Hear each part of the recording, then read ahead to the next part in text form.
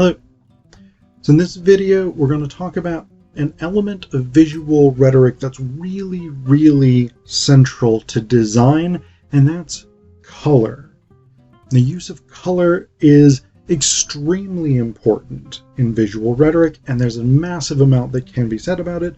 I'm just going to cover a little bit about color, some of the basic principles that you want to be aware of when you're thinking about visual design. And in terms of color as an element of visual rhetoric, this applies both for still images and for video. So if you were making a commercial, for instance, or if you were making a short film, if you were doing something like this, you would want to be thinking about color just as much, if not more, than you want to think about color with something like a poster or a flyer, a t-shirt, a mug, anything that you might design. You always want to be thinking about color because color is super, super important. Probably the biggest reason that color is incredibly important is because it is emotionally evocative, right? We have particular colors that we associate with different feelings or different experiences. Colors have cultural connotations.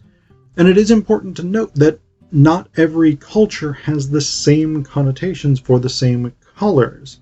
So my example that I really like is that in the modern West, the US, North America, Western Europe, etc., we tend to see black as associated with death, with evil, etc., whereas white is associated with life, purity, enlightenment, etc.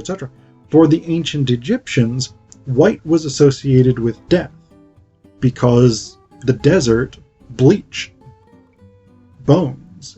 It killed people and left them desiccated, essentially. So the desert, this space of brightness, of whiteness, was death. Whereas along the Nile, the floods brought the black or dark brown mud silt. And that meant life. That meant you could grow crops, etc., etc. So that's just a fun little thing. You can pull that out at parties, and people love random, bizarre facts about the ancient Egyptians.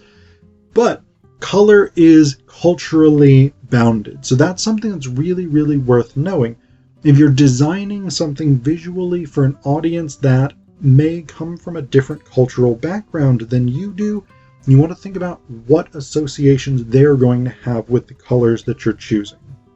Now, that being said, I'm focused on a sort of broadly shared Western set of cultural associations here, but you can substitute out whatever cultural associations are correct for your particular culture.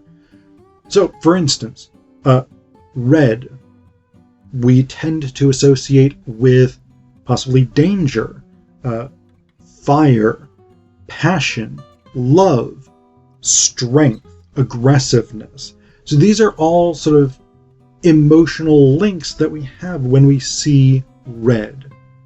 We tend to associate blue with maybe calmness, rationality, coldness even, but also very sort of sereneness, serenity. Yellow we tend to associate with sunlight and sort of brightness, happiness, joy, etc. So by using different colors or evoking different color palettes, because often you're using a range of colors, you can build an emotional reaction from your audience on a subliminal level.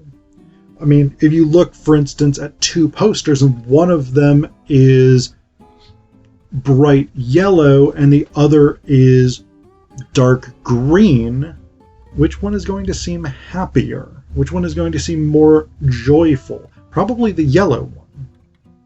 So that's one thing you can think about with color, is what your color scheme is going to get, what mindset your color scheme is going to create for the audience. So that's a useful thing to keep in mind. Another thing that you can do with color is highlighting or dividing information. So let's say you are designing a poster and you want a particular set of information to stand out. Let's say you've got the date, time, and location of the event. You want to make sure people have that information, right? You want that block in some way to stand out. So what do? Well, one thing you can do is put that into a different color. So let's say your poster is primarily light blue.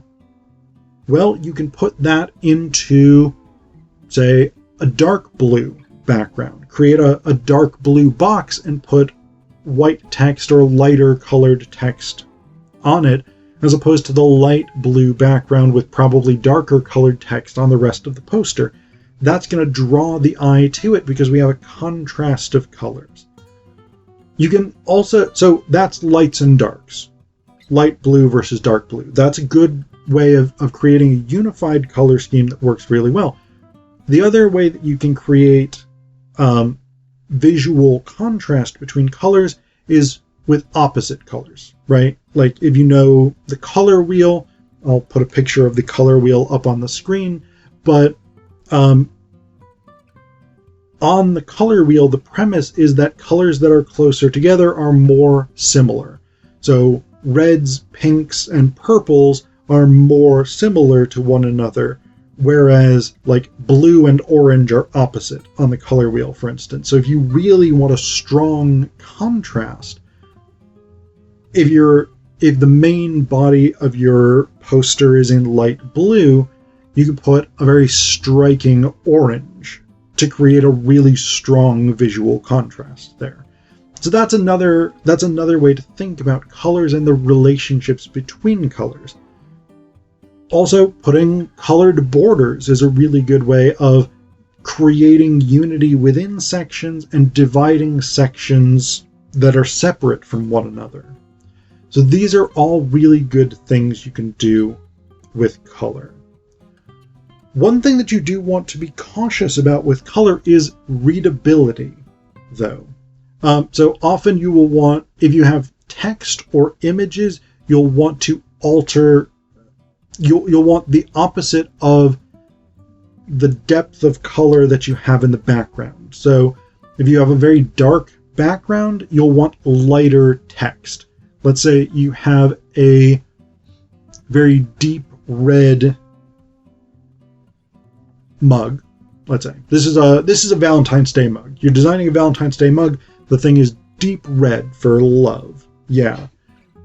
What color text, what color graphics do you want on it? Well, you want something lighter. Maybe a light pink. Maybe even white. Maybe cream colored, something like this, because that's going to stand out. So it needs to be readable in that way, and that's I think a very straightforward component of this. Like you need that contrast of dark and light. So if you have a light background, you want dark text and images. If you have a dark background, you want light text and images, etc., etc. But you also want to think about the ways in which colors work together when thinking about background versus text and graphics. Because back in the day, when MySpace was a really popular social media site, a lot of people liked to do a black background with either gray text or red text. And yeah, it looked very edgy. It was cool looking, yeah. But it was incredibly difficult to read, because the way that those color schemes worked together didn't really help the text pop. The text tended to get very fuzzy, especially when you were reading it on a screen. So that's another thing that's worth noting, is that not all colors are going to work equally well as background colors or text colors. So you want to experiment visually, and in addition to thinking, what emotions am I trying to evoke and what aesthetic am I trying to achieve, you want to be thinking, how readable is this color scheme? I saw another poster the other day. I had my students look at this one in class. Black background on the poster, white text, so that was good. White text works on a black background. But they also had an image on it. And the image was reasonably dark. So you couldn't really see it. You couldn't really tell what the image was of. And this was something that we had talked about in class, was that the poster was not well designed for that reason. Like, this image that took up a lot of real estate on the page, you basically lost it completely because you couldn't really see it. So again, those are some of the big things you're thinking about with color. What emotion or atmosphere am I trying to evoke? What's my aesthetic? And how readable is this information?